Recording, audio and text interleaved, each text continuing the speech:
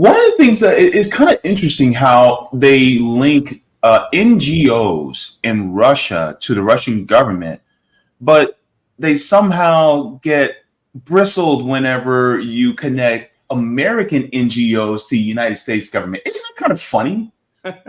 Well, more than that, what we've just seen is recently there's a big stir because there's a country that's close to Russia.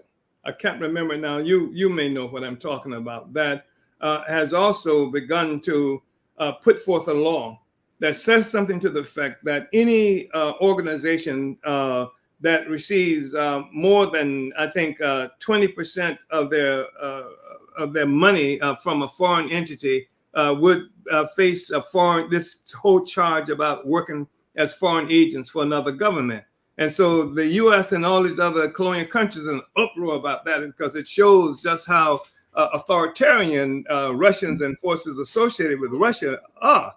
When the fact is, if you just go to Haiti, there are more NGOs per square inch in Haiti than any place in the world. And who controls those NGOs? And through those NGOs, they control the economy of Haiti. They have more resources from those NGOs than the entire budget of Haiti itself. So this is the kind of stuff we're talking about. Of course, it's ridiculous. And on its face, that's what this discussion we're having now is really important. Be able to have to say these things so that people can be better armed in terms of understanding what's going on and just how unfair the setup is. Well, I'm sorry, go ahead. Yeah, I was just going to say, Chairman, I'm not sure if you're aware of this, but there have been a number of journalists, and I guess we would call them truth tellers, that have recently been attacked by whether it's the State Department or the DOJ for making trips to Russia, even though they've made trips to Russia in the past. Fiorella Isabel, for example, she's co-host at the Convo's Couch. She also has her own channel as well. Fiorella is based in Russia. She works for RT, so she is a journalist. She was detained when she left Russia to travel. They let her go, but still, Kit Clarenberg, who is based in the UK, if I remember correctly, was also detained in recent travels. The Washington Post just wrote a smear piece about Wyatt Reed and Max Blumenthal at the Gray Zone, calling them basically Putin propagandists and basically accusing them of taking money from Iran, which was not correct. Didn't have any evidence to prove that in the article, but was able to write that smear piece. And then more recently, Scott Ritter was going to travel to Russia to participate in the St. Petersburg Economic Forum, along with several others. He was taken off of the plane and had his passport seized by the State Department. Tara Reid is still stuck in Russia because she has been told she cannot come back to the United States. If she does, she may be arrested. There's a number of people that they're coming after now, and we can play that clip really quick if you want to as well, JB, and then I want to get your opinion about that, Chairman. Mm-hmm. Oh, okay, so let me share it on screen. And thank you for that too, Rondo. Yes, Edward Snowden is also still stuck in Russia. Yeah, of course. State Department officially seized the passport of Scott Ritter and prevented him from attending an economic forum in Russia. Scott Ritter is a former weapons inspector who since gained a large following as a geopolitical analyst who is critical of the United States empire in their endless wars. Because of his critical coverage, the Biden administration is now seeking to restrict his movement. Ask yourself this question. Why is the United States State Department so concerned with Americans and people in the West receiving the Russian perspective? Scott Ritter wasn't the only one. There was many journalists that was prevented from traveling to Moscow by the U.S. State Department. Maybe because if they did, they would realize that everything they was told about the Ukraine war was bullshit. Putin has no plans to invade Europe. The same way everything they tell you about Hamas hating Jews is bullshit. Question, what laws did Scott Ritter break? There's no travel ban to Russia. There's no arrest warrants that was made, and no explanation given about why his passport was seized. We are governed by a rogue administration that feels like they can do whatever they want, revoke the rights of whoever they want. If the government can take the rights away, they're not rights. They're just temporary allowances. Just when these American citizens. You know, skip past the George Carlin, yeah. Because of course, you know, YouTube is like, no, you can't do that. So okay. I think that might be the end of it, yeah. Okay, great. But Chairman, you get the point. What's your take about this, how they're cracking down on all these people traveling to, and Moscow is a world-class city. Like a lot of times I feel like when Russia is portrayed in Hollywood, I feel like they make it seem like Russia is this cold place where it snows all the time and there's no one around or whatever. But Moscow is a world-class city.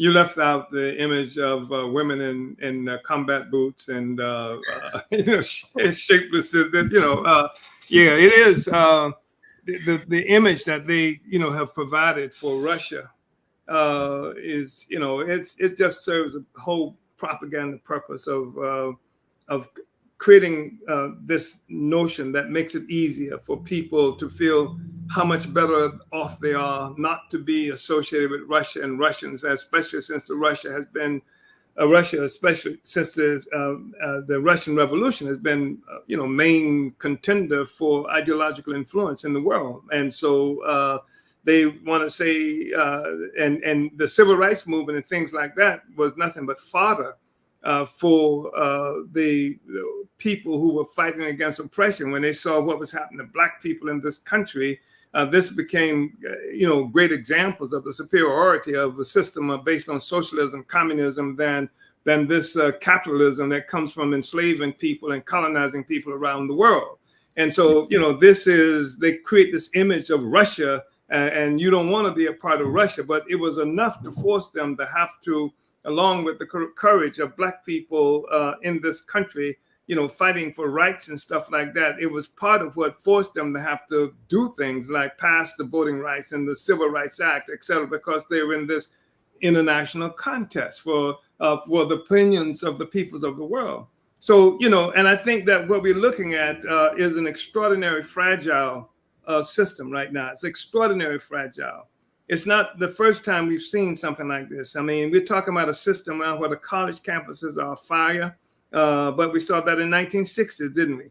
And they're on fire now because of what's happening with Palestinians in Gaza specifically, but the Palestinian question.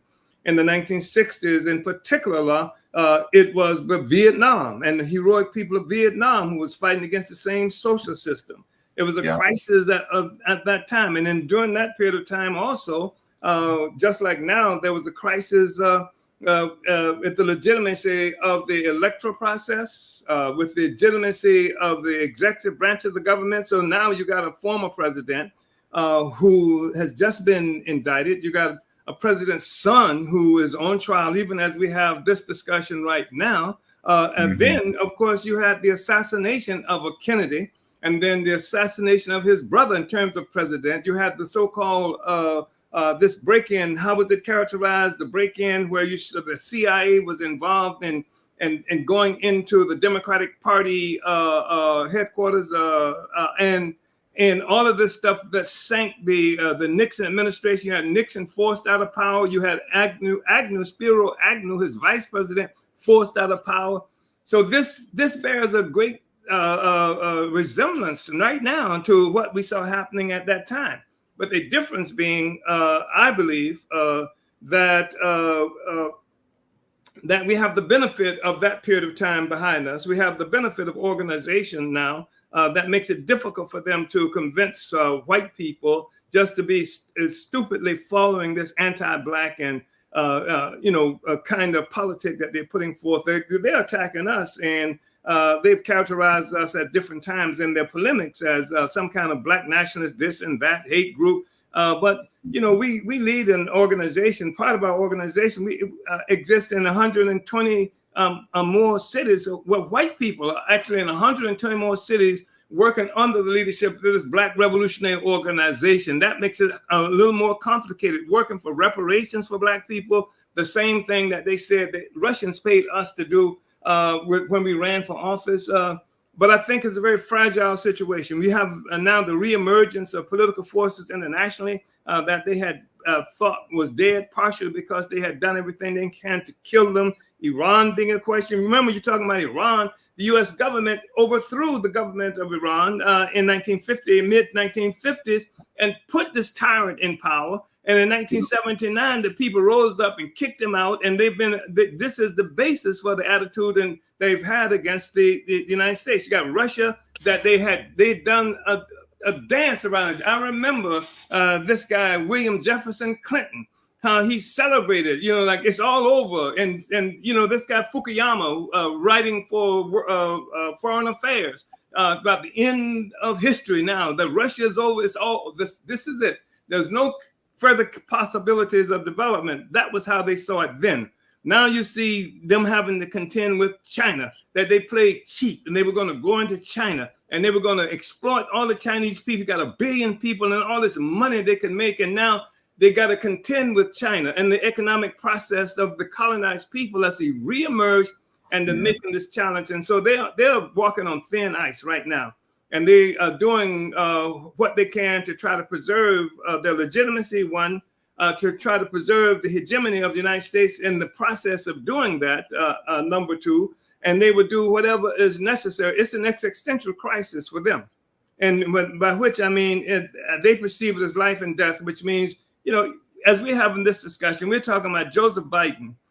His government has just told this guy Kerensky did I pronounce his name? Kerensky was the Russian guy, wasn't it? But that Vladimir in Ukraine, that they can use U.S. weapons to attack Russia.